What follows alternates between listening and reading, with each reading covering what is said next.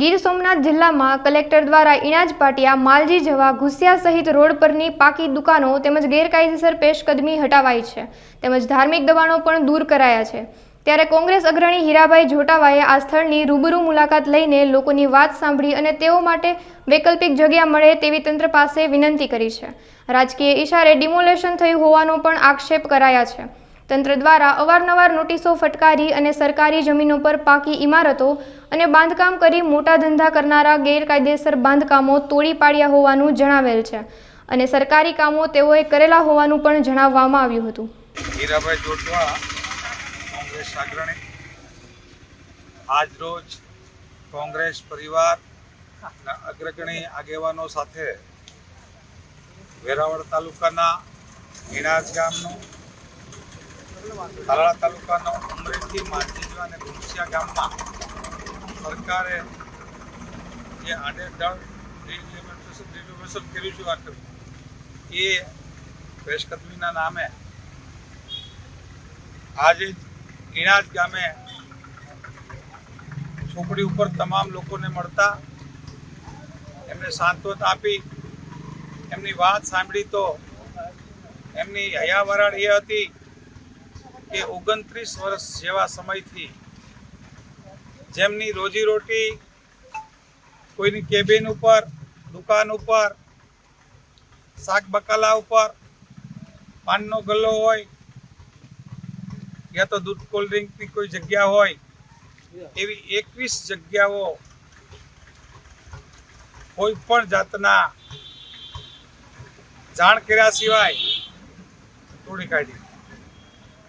Notice આપવામાં એમને આવી હતી, એ પછી જ્યારે લોકો મળવા જાય, કલેક્ટર સાહેબને રજૂઆત કરે, એ જોવા આવવાની ખાતરી આપે, એ જોવા આવવાને બદલે ક્યાંક રાજકીય ઇશારે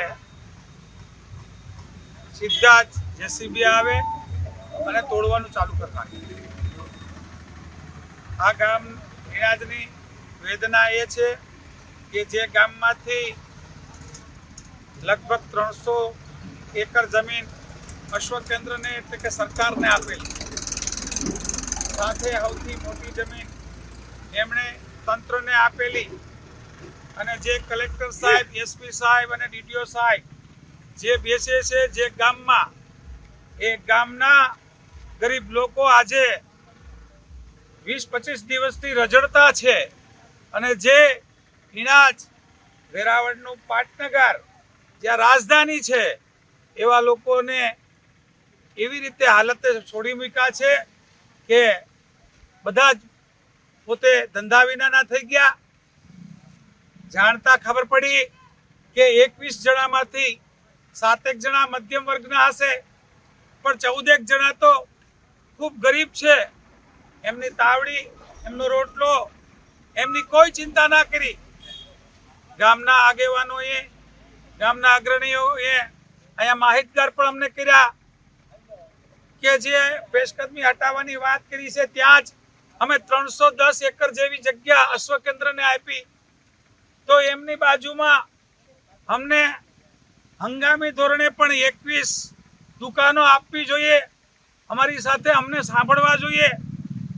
અમારી કરમની કઠણાઈ એ છે કે અમે અમારા ગામમાં જ કલેક્ટર સાહેબ બેસતા હોય, ડીડીઓ સાહેબ બેસતા હોય, એસપી સાહેબ બેસતા હોય, અને એ વખતે અમારા ગામના ગરીબ લોકો જ્યારે રજડે છે અને એ પણ રાજકીય ઇશારો હોય, જ્યારે ધમકીની ભાષાઓ જાહેર સ્ટેજ ઉપરથી થતી હોય, ત્યારે મારે અહીંયાથી તંત્રને વિનંતી કરવી કે અહીંયા મધ્યસ્થી થઈને રસ્તો ચોક્કસ નીકળી શકાય કે આમ જોઈ શકાય કે એટલી મોટી જગ્યા જેમણે આપી, એ જગ્યાના એક ખૂણા ઉપર આ લોકોને 21 દુકાન જેટલી કાયમી નહીં તો હંગામી ધોરણે એમના ધંધો તાત્કાલિક ચાલુ કરે। એ આજે આપ અહીં જોઈ શકો છો। અહીંયાથી આગળ પણ ઉમરેઠી, માલજીજવા અને ઘુસિયાની આ જ પરિસ્થિતિ છે। ત્યાં આગળ જતા ઘુસિયામાં તો વર્ષોથી રહેતા દલિત પરિવારો 2 ઘર થઈ ગયા, એમને ક્યાં રહેવું, એમની સવારે જગ્યા નથી, એવા લોકો, અને એને પણ એક ઘુસિયામાં તો કેન્સરના દર્દી હોય એને ખાટલા ઉપર ત્યાંથી લઈને તંત્રને સામે જ્યારે કાઢ્યા હોય ત્યારે પણ એમને દયા ના આવે, એમને સમય ના આપે. એ ક્રૂર તંત્રની જે હદ છે, આ હદ એ જેવી છે કે હમણાં જ હિન્દુસ્તાનમાં ચૂંટણીઓ ગઈ. રામ મંદિર માટે આપણે સૌને માન છે કે ભગવાન રામ આવ્યા, પણ ભગવાન રામ ત્યાં આવ્યા તો ત્યાં આવી જ હાલત કરી હતી બુલડોઝરની. ગરીબ પ્રજાને ત્યાં ખૂબ નુકસાન કર્યું, જેને લીધે ત્યાંની સનાતન પ્રજાએ ભારતીય જનતા પાર્ટીને જાકારો આપ્યો અને 100 કિલોમીટરમાં અયોધ્યાની આસપાસ એક પણ સીટ ના આવી.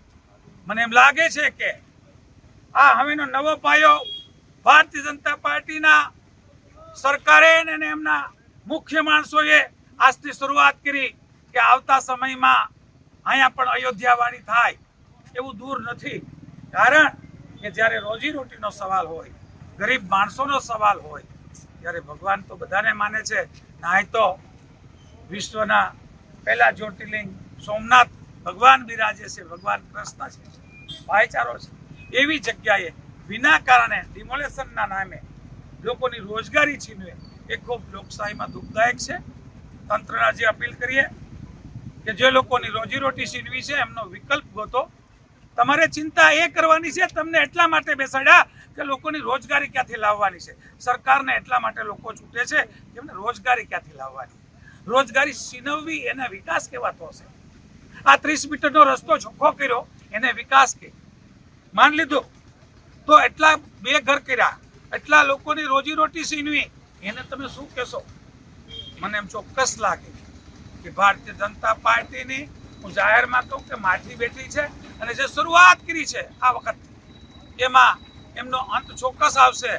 પણ તંત્રને મારી એટલી વિનંતી છે કે આપ બધા અધિકારીઓ છો ત્યારે આ ગરીબ લોકોનો અને મધ્યમ વર્ગના લોકોનો કંઈક તાત્કાલિક રસ્તો કાઢી અને એની રોજીરોટી મળે અને ફરી પ્રસ્થાપિત થાય એના માટેના વિકલ્પ વિચારવા માટે આઈએસ ને આઈપીએસની આ દેશને જરૂર છે. અમારી ગરીબ પ્રજાને પણ એની જ જરૂર છે કે અમને ફરી વિસ્થાપિતમાંથી પ્રસ્થાપિત કરે, અમારી રોજીરોટી.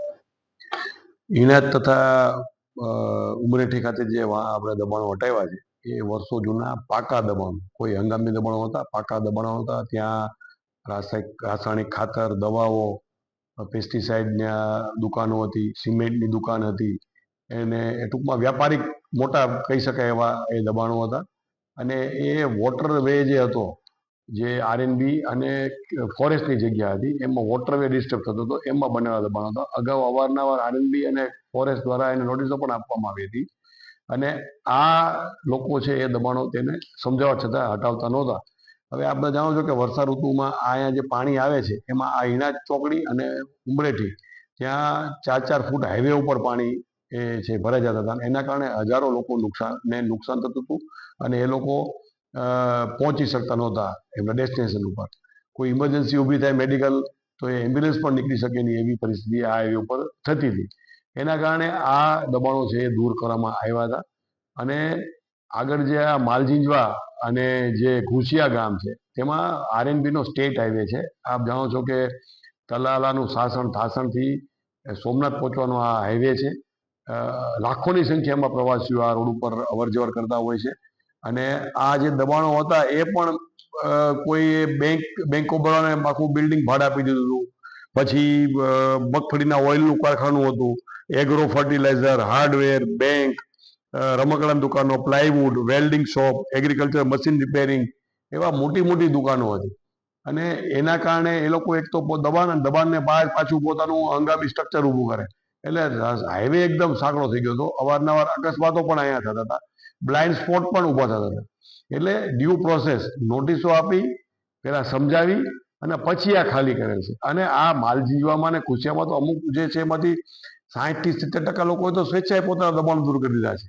બીજી વાત કહી કે ભાઈ આ ઇનાજ જે છે એમાં કલેક્ટર, એસપી ને જિલ્લા પંચાયત બેસે છે અને આસપાસ ઉછેર કેન્દ્ર છે, તો એ તો સરકારશ્રીની જે સરકારી જગ્યા છે એમાં આ બધી ઓફિસો બનાવવામાં આવેલ છે. કોઈ ગ્રામ પંચાયત કે કોઈ ખાનગી વ્યક્તિ પાસેથી જમીનના બનાવવામાં આવેલ નથી. અને સરકારી જમીનની જાળવણી એ સરકારી અધિકારીની ફરજમાં આવે છે અને ફરજના ભાગરૂપે આ દબાણો દૂર કરે છે. કોઈ રાગ દેશોમાં રાખવામાં આવેલ નથી, કોઈ બીજી આમાં બાબત નથી.